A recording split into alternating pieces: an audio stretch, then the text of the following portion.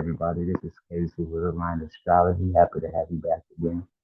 Today we're going to talk about the full moon in Capricorn.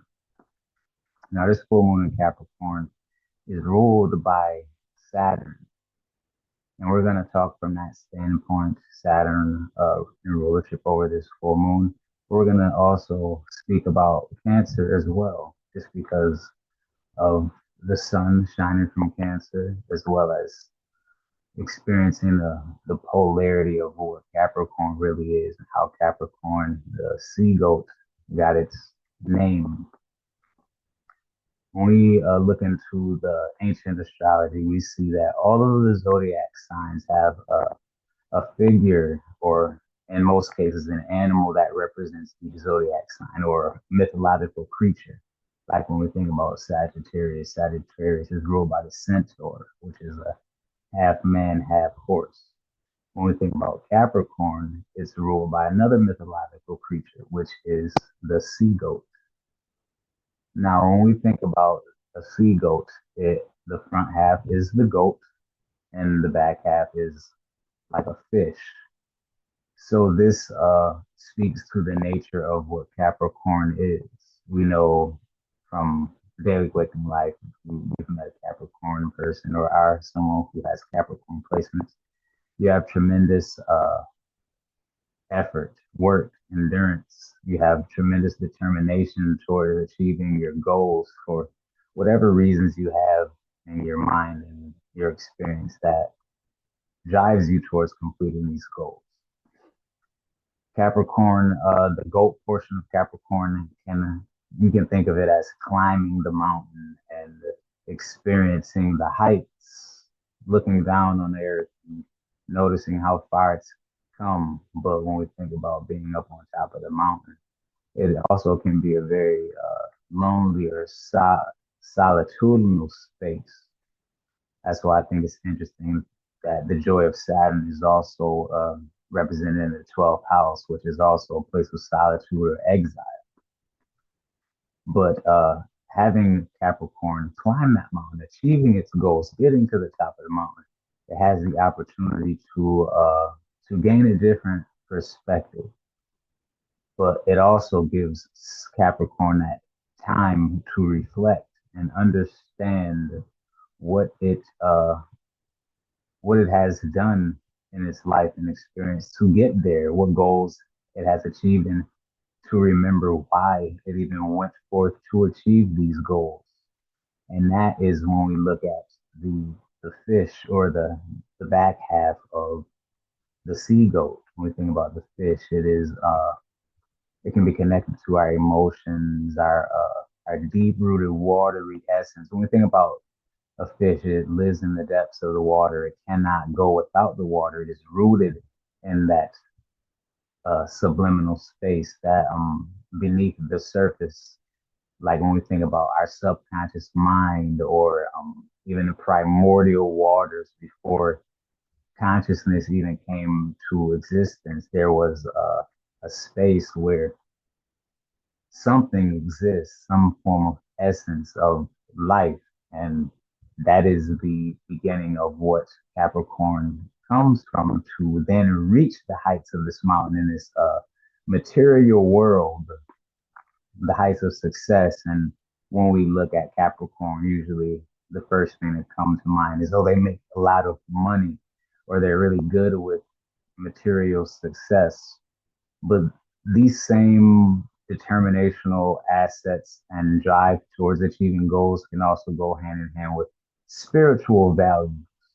Capricorns can be seen as one of the most spiritually devotional signs.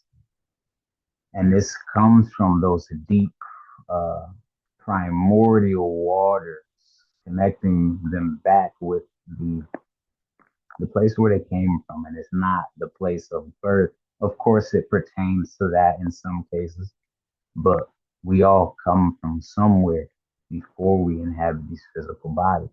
And the sign of Capricorn is a beautiful opportunity and experience to really notice how that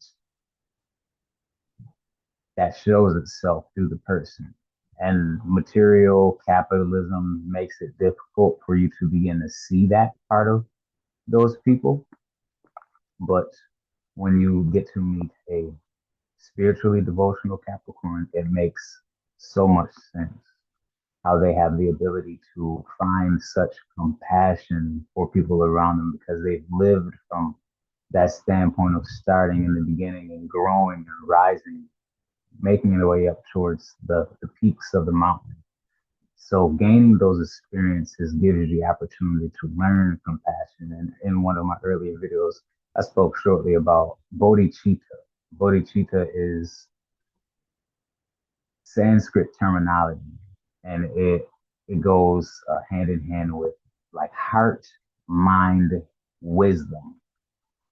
So when we cultivate life through our experiences and we begin to have a desire or willingness, an urge to connect with people and see people for who they are and want to help these people, we begin to gain the ability to cultivate what we can call bodhicitta, is wisdom, heart, mind. So Capricorns have a phenomenal capability to cultivate this and gain that willingness to share and care for the people around you. And now we all have our own particular natal charts. And each of our natal charts have the 12 zodiac signs in them. And even if we don't have any Capricorn placements, our Saturn still is in rulership over this sign of Capricorn. So wherever your Saturn is in your zodiac chart, you can find these devotional expressions of determination towards achieving a particular goal, whether it's Saturn in your sixth house or moving towards the goal of caring for your physical body or working hard towards some particular goal in order to achieve success. I had to just take a moment there. But like I was saying, Capricorn pulls from the essence of Cancer. When we think about the sign of Cancer, it is our birthplace, it is our cosmic mother birthing us into this existence where we begin to learn what it is to be human in this primordial existence of reality. As we begin to grow up, we have our family, our foundation, connections around us, and we may begin to cultivate a sense of connectedness, and it may even go as far as to create senses of attachment. And as we move forward and begin to experience the Saturnine qualities of Capricorn, which lead us up the mountain into maturity, into a sense of separation from our families, our communities, into old age, leading us back to that space where we once came from, that space of essence, of primordial experience of oneness with the divine, where we lose the body, we move into death. And when we begin to become comfortable with this truth, we begin to furthermore cherish life, cherish our experiences.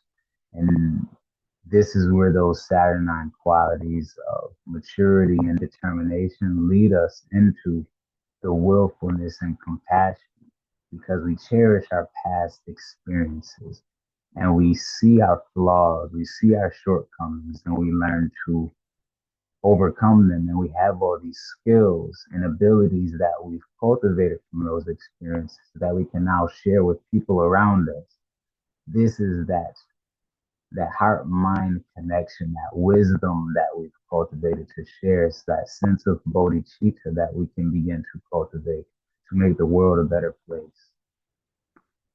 So this full moon in Capricorn is a very devotional full moon, especially with Jupiter in Cancer shining in opposition. That Jupiter in Cancer in its exaltation places providing us with such great benefit from that place of our upbringing, our connections, depending on where it is in our particular zodiac chart. It makes more sense when we go over the horoscopes in our next video. But just take all these things into consideration, let them settle in and notice what this full moon is bringing up for you in your own particular life. Where is it time to get serious? Where is it time to become more orderly with your experiences in your relationships? Is it time to set boundaries? What about career? It's time to do the thing that serves you best, that fills your cup up, so that way you can fill the cups of those around you. Whatever the case may be in your experience,